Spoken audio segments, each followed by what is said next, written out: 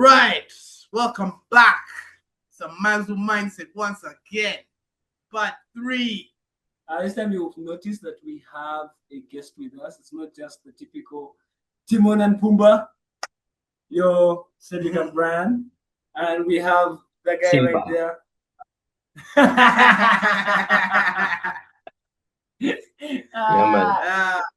Yeah. So for us, you already know us, and like again we said, good research is hard to find. And what we do here is kind of like advisory. We're not trying to tell you any financial advice, any tech advice. What we're trying to do is really just speak about what we're passionate about, and that's marketing and Gen AI, blockchain, and all that kind of cool stuff. So don't sue us. Don't sue us. That's the headline. Just a couple of guys talking. Yeah. So without further ado, I'd like to introduce our guests. Saturday and be like awkwardly just looking at you.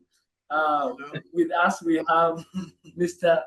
Declan Kintu. First of his name. Thank you for having me. And a member of Mazu. He's the CTO of our organization. Without further ado, I would like to let him introduce himself. Yeah. Hi everyone. Declan Kintu. Like Brian and Cedric said, I am current CTO of Mazu Technology. I am a software and AI and machine learning engineer. Basically, I write code and teach computers.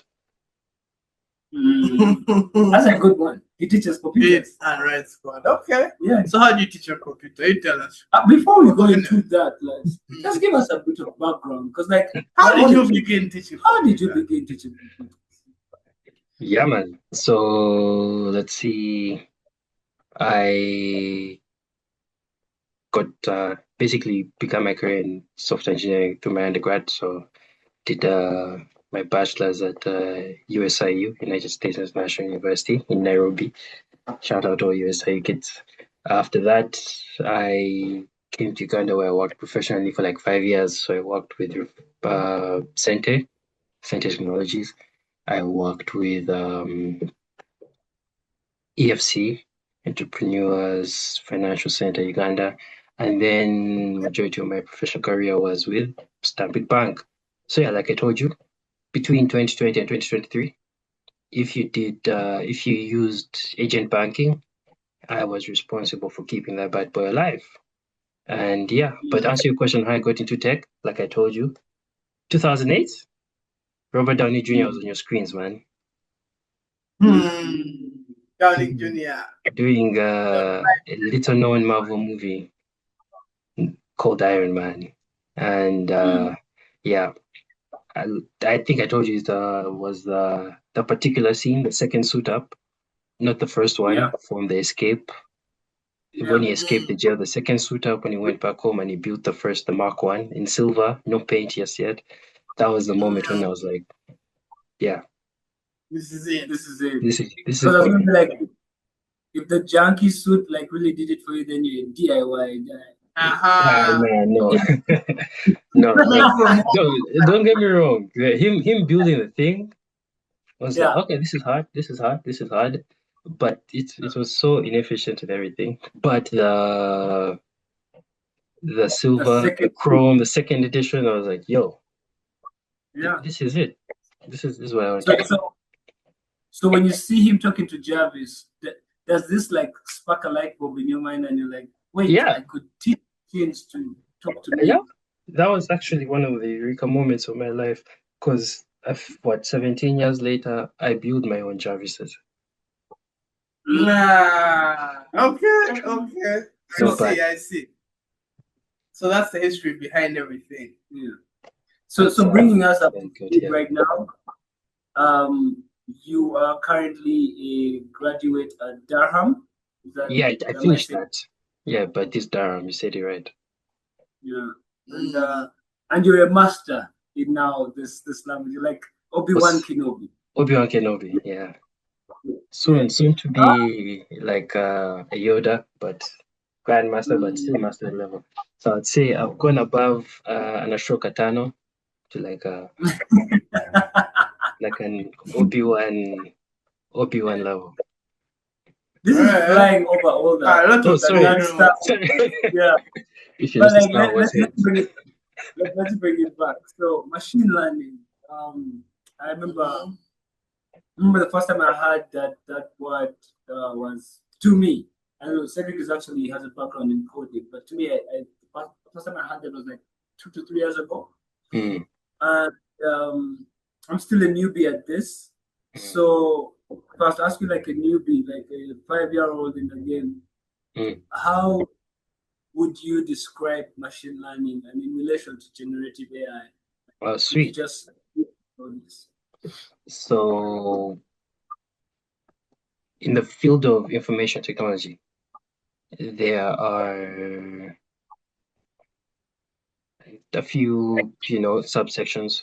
So you'll have things like cybersecurity, you'll have networking, you'll have data science, then you'll have computer science, then you have architecture. Right? So what I was doing prior, my previous job was a lot of computer science, which is basically coding, looking at a black screen and writing code and writing programming, that's a better term. Basically programming, giving computer an set of instructions and asking it to execute the instructions.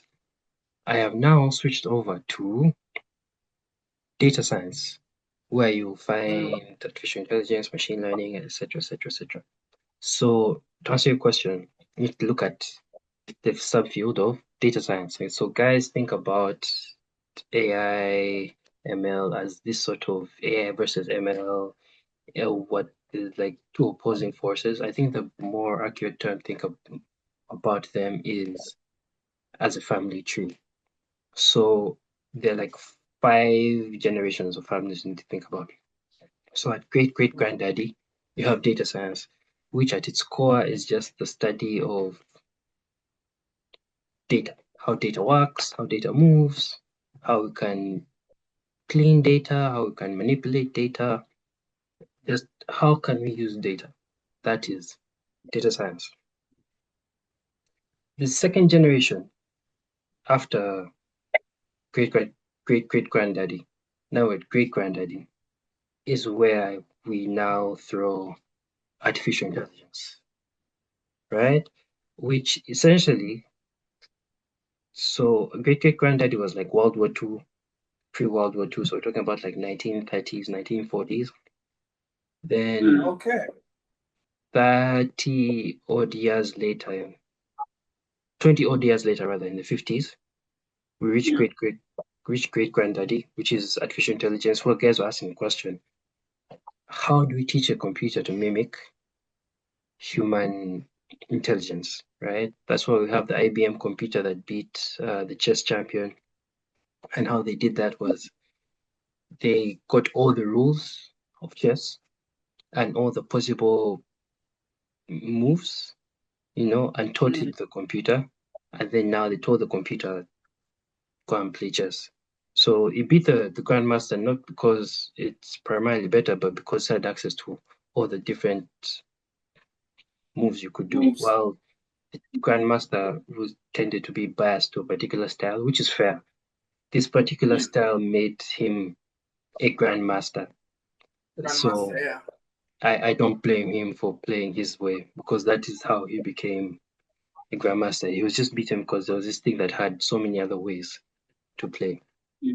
And then you now reach the third generation, which is granddaddy, where you have machine learning, where basically now we're asking the question,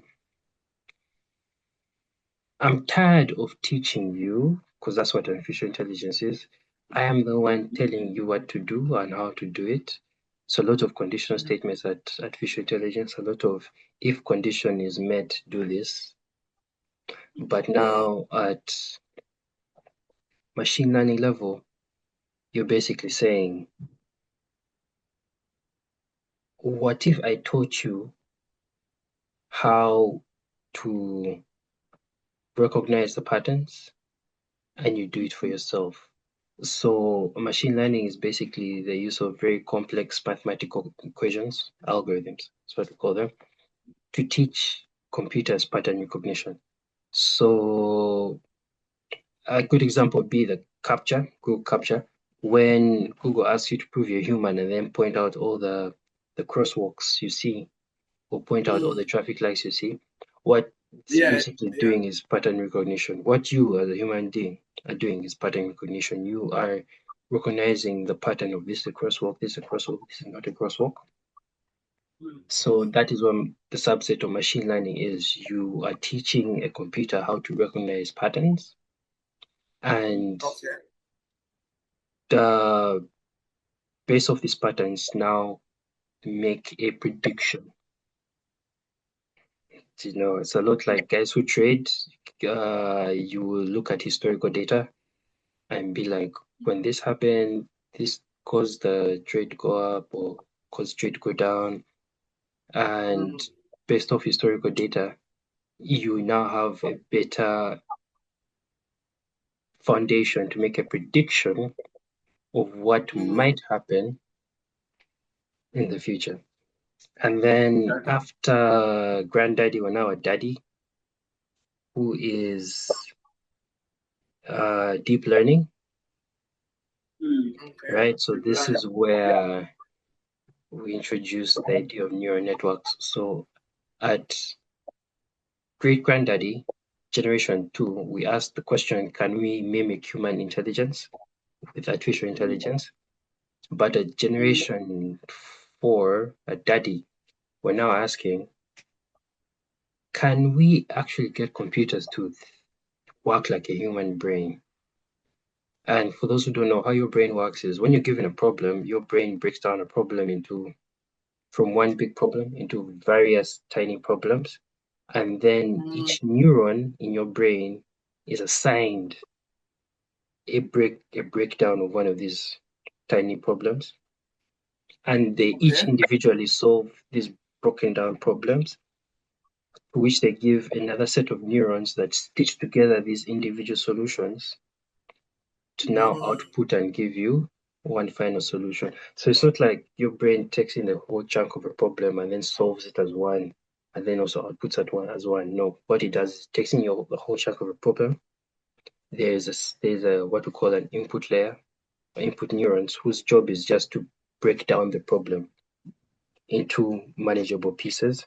And then there's what we call the deep layer.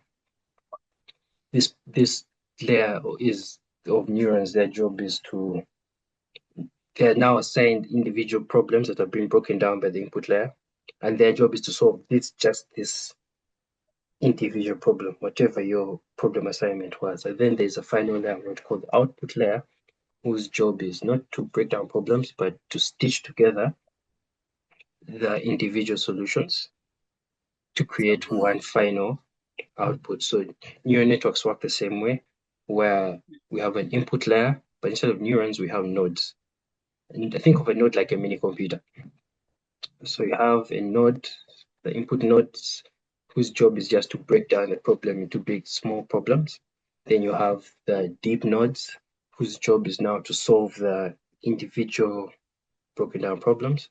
And then finally, you have the output layer, whose job is to stitch together the individual solutions to release an output. And then we have the kid where we are right now, who is generative AI, where now basically we're saying, do you? It's like for creatives who are watching this, it's how you can study under a master. Let's say you study under Pablo, or you study under Pharrell, or you study under a sculptor like Raphael or Donatello, or you study under, or for one, my favorite, shout out to them, my favorite artist, let's say you study under a Kashuthu or an Ivor, and you learn their art style. They'll teach you their interpretation of art, but then ultimately they'll tell you, do you? Like, this is how I understand art. These are techniques that I use to work for me. But they'll never tell you to do art like them. Pharrell will never tell you to make beats like him. Noah Forty will never say make beats like me. These are techniques and tricks I use, to simplify my thing, but eventually do you. And that's what generative AI is, where basically we have trained computers on all these different data sets, whether it's images, whether it's audio, whether it's video, whether it's text. And now we've said, I think you know enough. Yeah. Do you? Like, go wild, be creative. We don't care if you create slop, just like how you're meant to be like, man, everyone is ugly at the beginning, but with practice, You can you can become better. So in a nutshell, that's us. That's why we reached from 5 generations ago, data science, all the way until today with ChatGPT and Gen AI. Okay. I fully understand it now, like Okay. machine learning to Gen AI. Yeah. Okay, so when you said you teach Jarvis, that's what you mean. Yes. Like, okay. Now you're telling Jarvis, do you? Yeah, you give it everything, the tricks that you know, and you're like, now do you? Yes. Figure it out. Yes. Okay. But funny thing is, you can't have the point where I'm teaching Jarvis like, do you, without acknowledging all of Jarvis's parents and the guys who came before. Because we needed to first understand how to move data, then we needed to understand, can we mimic any human interaction, any human activity? Then we needed to understand, can we have this thing learn on its own? Or recognize patterns. Then we needed to understand deep the neural networks. Can we sort of now mimic how we think? Yeah. And then now we've reached this level where, like, okay, since you know how data works, since you know how to look at how to recognize patterns, since you know, since you know how data works, since you know with artificial intelligence how to follow instructions if you're given your instruction set, now you also know how to recognize patterns, and you now know how we think. I think you have enough information to go and do you? Yeah. Yeah. And that brings me to a question. So the way you've laid it out is like a 5-layer cake, kind of. I mean, Jensen Huang was always talking about how AI is like this. It's not related.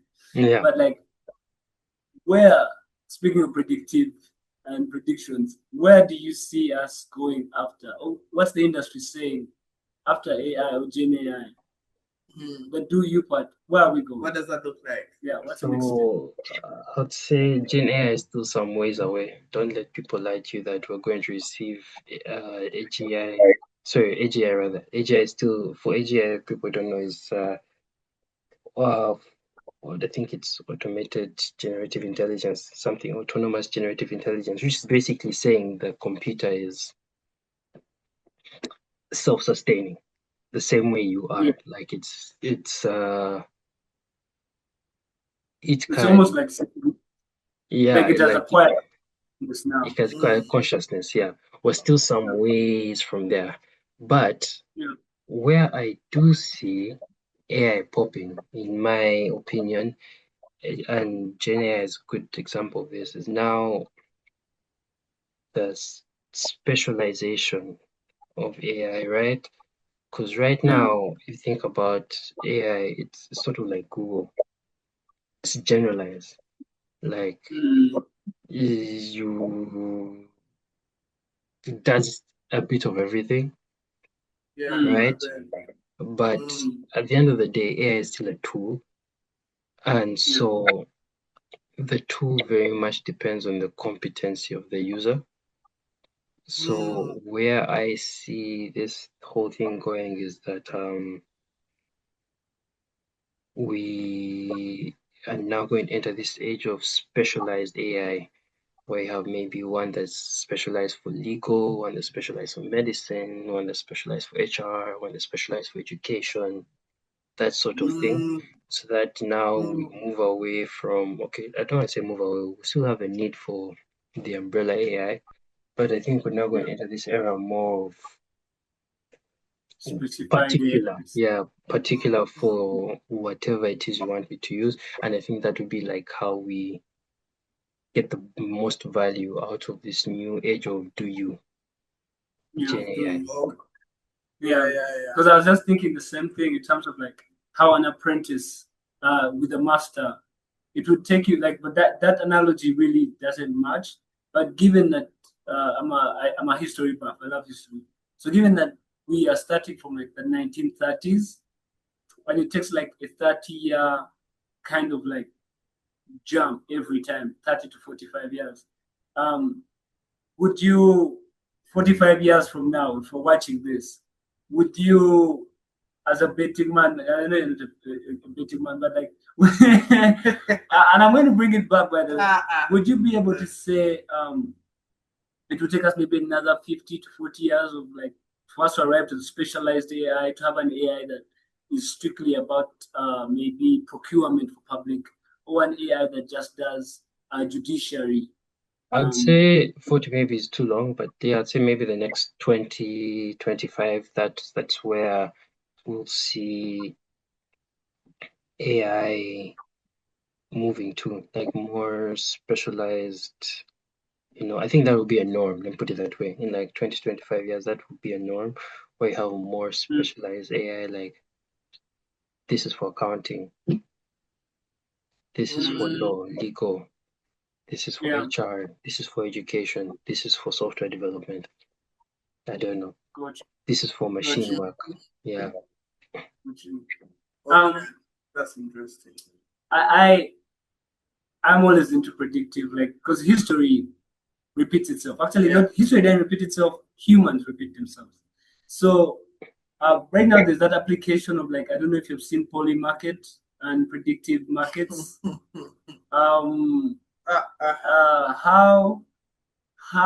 would you classify that form of AI application? What do you call that, like in your own terms? And I know it's data and pattern recognition, but at the same time, it's also allowing people to like bet on outcomes. Like the Super Bowl just ended. Yeah. And like, I don't know how the Polymarket thing was, I wasn't paying attention, but there's now Polymarket predictions on if how long Trump will stay in office. Yeah. Marriages will last. It's crazy what I find that weird that people are willing to bet money. Personally, I've never found the idea of gambling interesting, but I don't know, man. It's kind of sad if you ask me, because I feel like no, for real. Because I feel like there's a lot more purpose we could be expending all these gigawatts of energy to than to bet whether so and so's marriage will last, or how long Trump will be president. Don't get me wrong, people enjoy a gamble. I don't know, human beings are adrenaline seekers. English are adrenaline seekers. We're always looking for the next hit of being alive, dopamine. And don't get me wrong, even I'm fully to my own dopamine hit. So man, it's just personally, I think it's sad, man. I'm like, guys, I think there are a bit better ways you can use that energy. Speaking of the head, I think, of engineering at Anthropic resigned. I don't know if you saw this on Instagram, and his reason was, to put it in a nutshell, I think his fear towards bioweaponry using AI. And so he didn't want to be a part, eh? He didn't want. He was just thinking that because like DeepMind, the Google tool, it won its Nobel Prize because they're trying to predict proteins, like how proteins are built. And that's a good application. Like if you're thinking like, let's apply AI, that's a good application, because when you can predict how proteins are built, then you can predict medicines that are curing things like Alzheimer's, cancer. Mm. But at the same time, the double-edged sword is on the other end. You Gonna could make build a bioweapon. a bioweapon. Yeah, it's very effective. The targets proteins or DNA or something like that. So, Exactly. but I don't know what you think about the because everybody fears AI. They think it's going to take all their jobs. It's going to take over the world. Everybody feels like Terminator is the end outcome. So I don't know. What do you think? Let me first scare people. If you really want to watch a movie that really stresses you about AI taking over the world, Terminator is cute. I urge you guys to look for it. It's called Transcendence by Johnny Depp. Yeah, if you that's one I would urge people to watch, and then now you really get freaked out. So know that Terminator, iRobot, Ex Machina. Yeah. That you'd rather have that than what happens in Transcendence. But to answer your question, so I'm gonna give you two answers. One, Bio, you should do this. Our theory of the thing. I think AI is a thing. And for the viewers out there, first of all, no plug shout out to Gomez Brazilian Jiu-Jitsu. Yeah, Professor Gomez is the guy who shared this knowledge with me. So for everyone in Kampala watching, please go and register at Gomez Brazilian Jiu-Jitsu. Learn how to fortify your body, but also fortify your mind. So Professor Gomez shared with us the theory of the thing. And what this theory says is that there are no good things and there are no bad things. There are only things. What constitutes the thing to be good or bad is the context in which we use the thing. So the first answer I want to give you is that AI at its core is a thing, not a good thing. It's not a bad thing. It's just a thing. So people who are saying AI is coming to take our jobs, what we should be afraid of are the human beings who are willing to use AI to replace human labor. So it's not like AI is saying, I want that guy's job. Because I'm sure even if AI gained consciousness and it was like, wait, I mean, I have a choice not to work, I'm very sure it would be like, guys. So AI would be lazy. What you say? I mean, we can't figure it out. If AI really gained consciousness, do you think it would voluntarily be like? Do you think all of it? Do you think all of it would voluntarily be like, yeah, let me go and clean you can go and work your dumpsters? I'm a chill and play. I'll send the human. Okay. So yeah. The idea of the thing. So what we're really afraid of are human beings who are willing to use AI to replace human labor. And the second answer I might give you is I watched Nolan's Oppenheimer, Christopher Nolan, Oppenheimer. And that was another eye-opener because funny enough, it was, I think, the last movie I watched before leaving Uganda to come Toronto to do my postgrad. And it was like divine timing because what I took away from the cinema was we are literally in the same space. The scientific community is in the same space as we were in the 1920s with nuclear physics. Because when we started understanding the subatomic world, it's not general relativity, the opposite of it. I think it's just called nuclear physics. But when we started understanding the subatomic world was around the 1920s. And it's actually started from the 20s, but yeah, you could say 30s. It's like the 20s, 30s. And the sentiment was there's so much potential for clean energy, so much potential for improving healthcare, so much potential for improving our productivity. Do these things sound familiar? Yeah.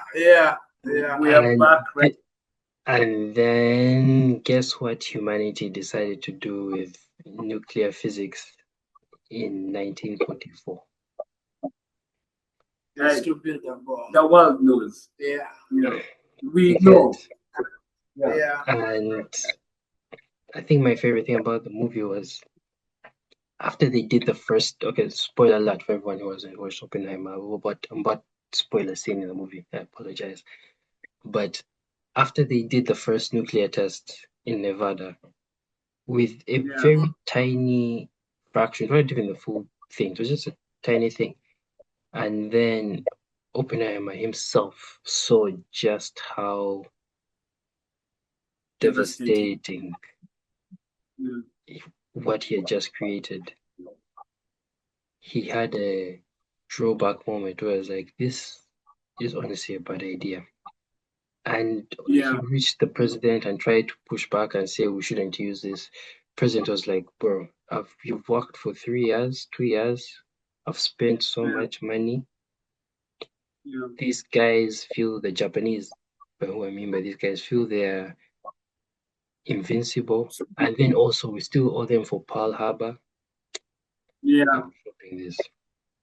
They didn't heed his warning until the bombs dropped, and I think also the president was like, oh, maybe we should sign a treaty. I found it so interesting that after World War II, Oppenheimer was like one of the most vocal voices on curbing nuclear weaponry. Indeed. And that was interesting. So I'd say AI is in the same spot before I let you go. It's when the exact same spot where we have this new technology, extremely powerful at its core. We know of all the good things we can do with it.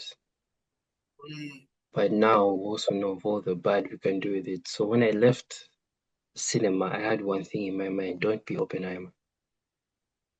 Okay. That's a good thing. Yeah, especially for you guys who are building this stuff, man. Because I think we're more concerned about the people and our own capacity. So to do evil. All good. So my question to you is like regulation. You pretty much have more of the finger on the pulse. What would you say is where's the wind blowing in terms of regulation? Is it going to go to after, like the way we just discussed that after the bomb is when they sign the treaty? Are we going to like AI take over, like half everything and then what? So I like that. I think generally across the board, human beings have learned from our past mistakes. So I know that Europe is doing a lot of regulations on not just AI but data privacy, internet usage. They're going heavy on that. I also know that here where I am in Canada, the government is pushing a lot for that. Unless I'm wrong, I think China and India also have a few regulatory frameworks that they're trying to stitch together. The only guys who are lagging behind are our neighbors down south. They feel like the American government feels like the regulations might curb any development, so they're not as eager to push for them. But honestly, I think generally across the board, human beings have understanding that we need to regulate this thing because it's insanely powerful. And I think also Africa is drawing up regulations of our own. So I'd say realistically, we need the regulations. It's good because we need things like IP, acknowledging where we get the data from so that these guys can receive their, what they call them, rewards, what they call this, masters, or like the profits from this is my original data that you're trading your thing on. Then we also need regulation on how we use the AI, in critical fields like education, finance, and security. Then I think the rules are important generally across the board. It will help us to avoid another nuclear bomb, so to speak. Yeah. Would you advise people to use AI to come up with regulations for AI? Yeah, I don't see why not. I don't Because see I'm why just not. speaking something the global south, where we know rule of law is not applied, and even if it's there, so would you say that's a shortcut in terms of like? It's not a shortcut because remember, AI is a tool, right? Yeah. And what matters more is the use of the tool. Like Professor Gomez will tell you, the knife is not dangerous. The person wielding the knife is dangerous. To my mom, a knife is used to chop onions and cut carrots. Yeah. Maybe to me, a knife can be used for more sinister things. I could use a knife to cause bodily harm. Maybe to a farmer, a knife is used to chop down fruits from a tree. Do you get what I'm going for? It's still the same knife. Yeah. It's the builder. And I think Jensen Huang, he's mentioned this, like which we talked about it. AI won't replace jobs. AI will actually, like, if it's a tool, enhance jobs. Yeah. I guess now my question leads more on the dystopic end, and this is not AI, but more like life and also humanoid robots. What's your take on, say, handcrafted work versus robots and AIs? Where do you see that? Like, for example, music. You know how much AI music is already out there, right? And let's say attending or even just listening to a Fela Kuti song. Yeah. Where do you see that? Do you think people will lean more towards like the original artist? I can, let me, if I speak for myself, I found myself appreciating more human craft more. I know this is odd coming from an AI engineer, but I found myself appreciating more of the human craft because I can teach an AI in like 3 months tops to do something, right? But original thought is difficult. Even I think that's like if you guys use ChatGPT to come up with copy writing, you notice that it's usually flavorless unless you specifically prompt it to be like, I would like you to use this tonation, speak in this manner, etc., etc., etc. But you notice that that flavor is coming from you. So there are some fields, especially tactile work, which express emotion, and we can't mimic emotion just of yet because we can mimic thinking because I think thinking and logic because that's mathematical. It's thinking and logic is a lot of if this happens, then do that. So there is a pattern in there. There's a lot of mathematics we can do. Emotions is chemistry. It is hormones in your body interacting with themselves to either make you happy, sad, exhausted, scared, excited, whatever the emotion is. So emotions are chemical reaction. And we can't digitize chemistry. just as yet. Yeah, that sounds a lot more complicated to do.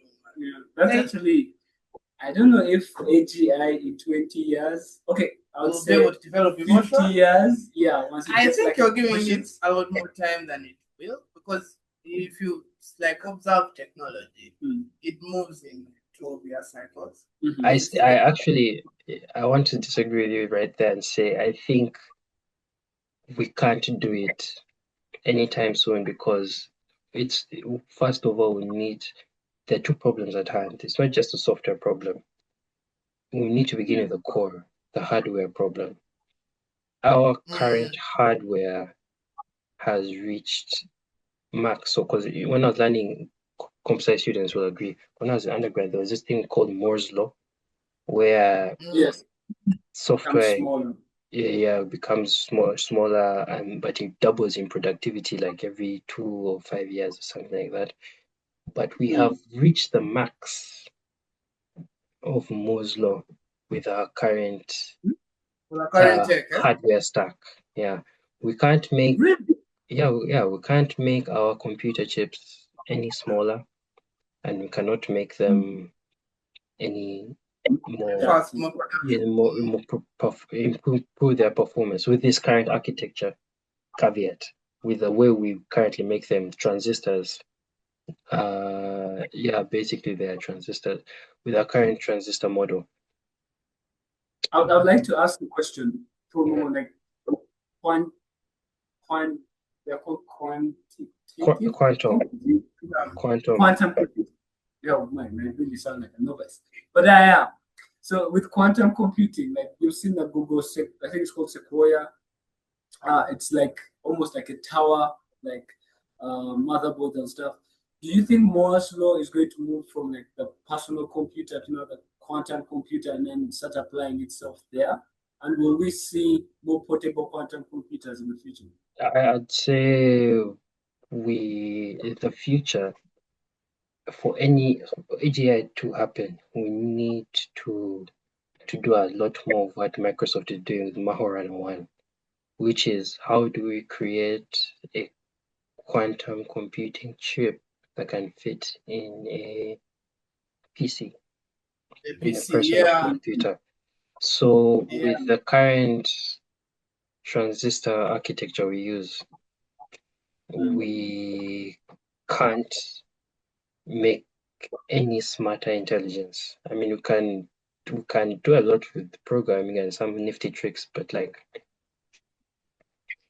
we're limited to essentially yes or no, because at its core, that's how transistors work. It's a binary architecture, so it's either 0 or 1. You're either on or you're off.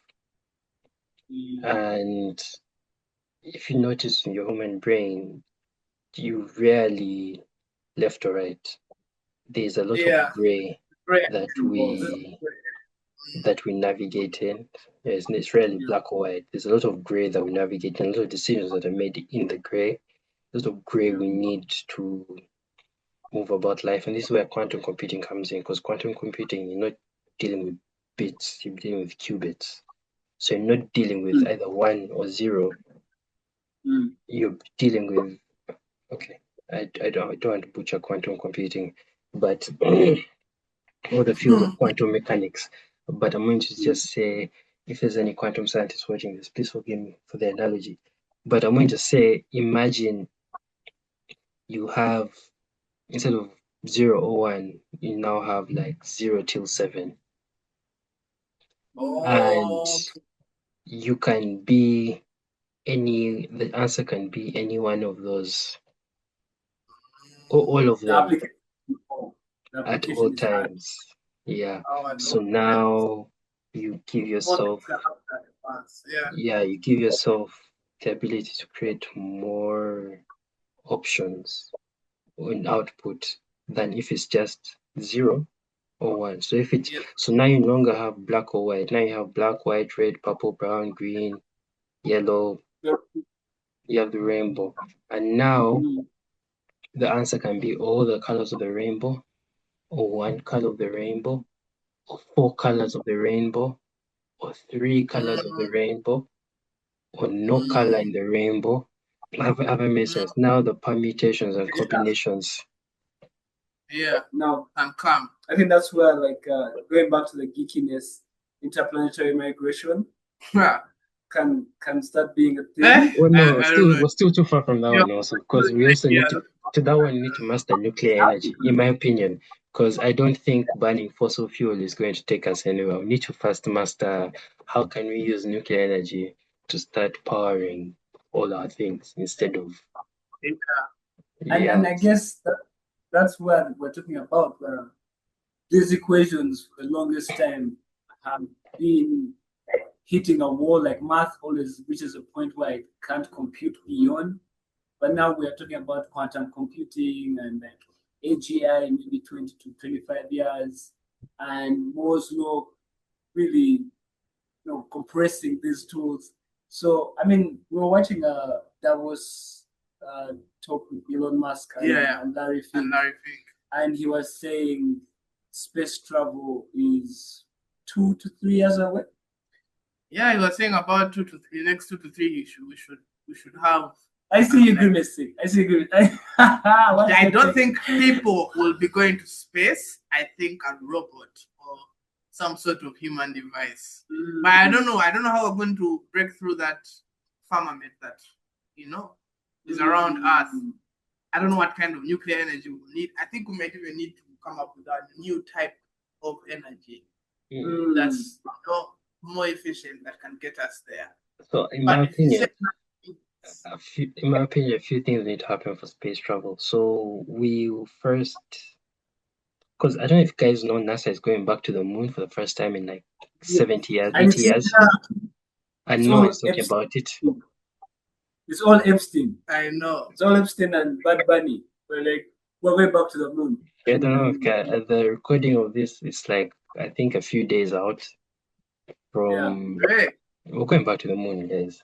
But problem, do you know going to the moon is, even with today's tech, 3 days? And the moon is not that far. At least in terms of cosmic scale. It's funny. So you're calling Elon Musk's bluff. You're saying that's not possible. And I think this time we're going to the dark side of the moon or something. But the moon is not that far. And it's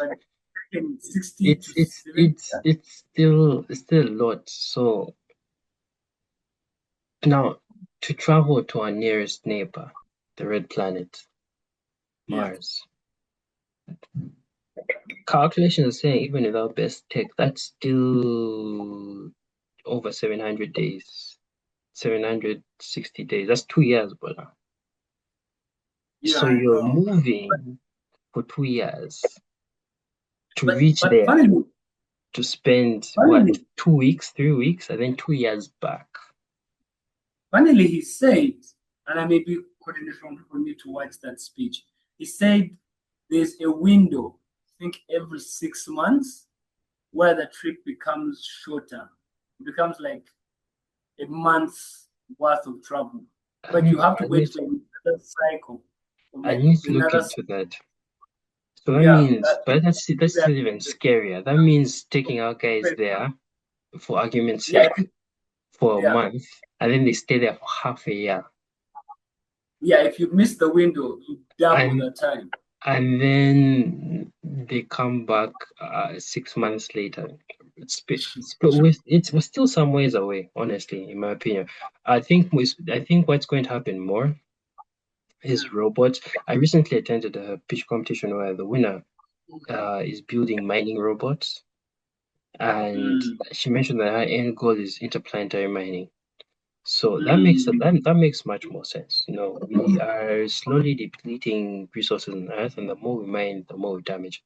So, but to things like asteroids that are floating in space, I think we have a few asteroids that orbit Earth. They're basically full of all these rare minerals we need to make computer chips and whatnot. So I think most likely we'll begin with robots. And this is where people like me come in to create the programming that run That, with that, robots. Yeah, Yeah. more of robots going to space and doing that sort of mining, and then we'll work from there. But human beings, but I think, guys, we're still some ways away from a successful. Maybe in our lifetime, I could be proven wrong. Maybe in our lifetime, we'll have our first trip to Mars. But like I said, that is easily, either way you look at it, even though you're saying Elon Musk thinks of there's a month window, and then they have to stay there 6 months, and then come back. Either way you look at it, it's still a 1 to 2 year mission to go to Mars. Gotcha. So now you're saying interplanetary travel. Nah, I think, to be fair, the more okay, this is entering sci-fi realm, but the most sustainable thing would be to build a terrestrial space station, because also the amount of That's already energy. No, like a that's space not the ISS, station. like a terrestrial space station, like where guys go now, because the amount you spend more energy trying to escape Earth than you do flying through space, because Yeah. you're fighting against Earth's gravity. But if you have this thing which is just on the edge of where Earth's gravity has influence, Zero. Yeah. you reduce the amount of energy you need to go into leave. accelerate, to leave, enter acceleration, and then move. Why do you think there are like 3 rocket stages? I think 2 of them happen within Earth's gravity. Yeah. Powers on and then drops off some engine, drops off, then keeps going. Yes, because that's the hardest thing. So if you talk about launch off from here, guy, it was still some ways from those Star Wars fighter jets, which is speed, like speed travel. yeah. Wow. So just to, as we close off, I want to shift gears from sci-fi world to real world, and where would you see AI application in governance, health, education? Yeah. Basically, I'd say the more realistic use of AI before going to the sci-fi would be to start specializing. I think that's what would bring most value. Like start having, this is legal AI, this is health AI, this is HR AI, this is comp AI. Because like I said, AI is a tool, and I like using this analogy. Brian, you have legal background. You and I could ask ChatGPT to draft a contract, but the chances are your draft is going to be a lot more refined than mine, because you know what type of questions to ask. You know what you'd look for in a contract. I am not legally trained, so I would not know what to ask. It's the same way if you and I can both write an application using AI. Right. Way above me. Yeah. You get, like, very humbly speaking, I doubt the quality of your application that you would make with AI. Well, with me, I think I'd have a bit more experience to, ask questions and say, maybe we don't need this, maybe we need this. And that comes with contextual experience. So I'll say the more realistic and the more achievable, what people should be spending their energy doing is start building AI that builds on contextual experience. So that now doctors can speak to a medicine AI and ask and geek out, and they don't have to like minimize. They just speak medical terms, and the AI is like, yeah, I know what you're talking about. Or like a legal person can speak to a legal AI, and they also just geek out, and they're like, yes. You don't have to. I see that with like an engineer's AI, just strictly speaking to engineers stuff. I'm not an engineer. Oh man, we can talk forever. Home. Yeah, can talk forever. That means I guess we have a part. Yeah, so we definitely need a part 2. Yeah, because it's a bit productive to not have one. Yeah. I'm game. I'm game. Oh man, thank you for the time. No worries. Thank you for Before we having me. leave, you can tell people where to find you, what you're working on. Oh yeah, Yeah. sure. So like Brian said, I'm currently CTO. I'm CTO of two startups. That's what I'm doing. So we're building one in Uganda with these two gentlemen, Peter and Israel. These guys on your screen. That's We I are also had to.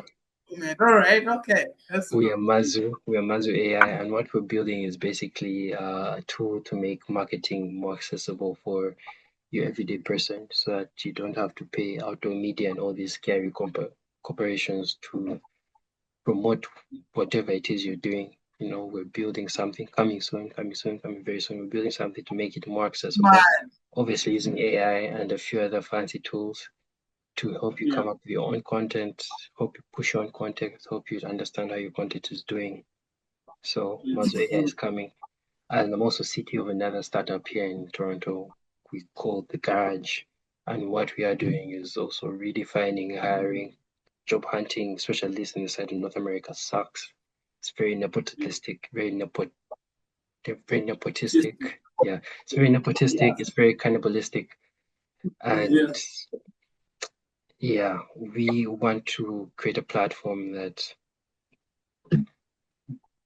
does talent seeking in a very transparent way.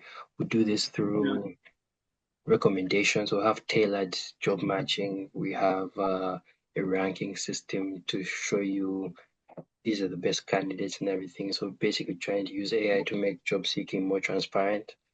And that's what I'm currently working on. And yeah, man, you can find me everywhere. You can find me on LinkedIn. Declan Kintu. You can search. I'll share the links with these gents. They'll give them to you. You can find me on Instagram, Lord Chintu.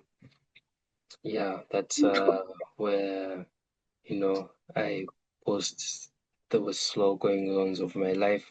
And then if you're a bit more unhinged, you can find me on X as the user. This is where I usually throw my controversial opinions. Mostly I tweet about it's computer science and data science, the field of our geeky field of information technology. But I wouldn't say I'm a regular information technologist in the sense. I'm a bit more Tony Stark. So there's a lot of rock and roll. Rounded, entrepreneurial. Yeah. Yeah. It's just a fact. Yeah, that's me. We're glad we had you. This has been very productive. We look forward to the part 2. And we will leave all your information in the description below. Yes, please. Until then, I guess. Until then. See you then, man. Yeah. All right. Have a great one, gents. Bye. Bye.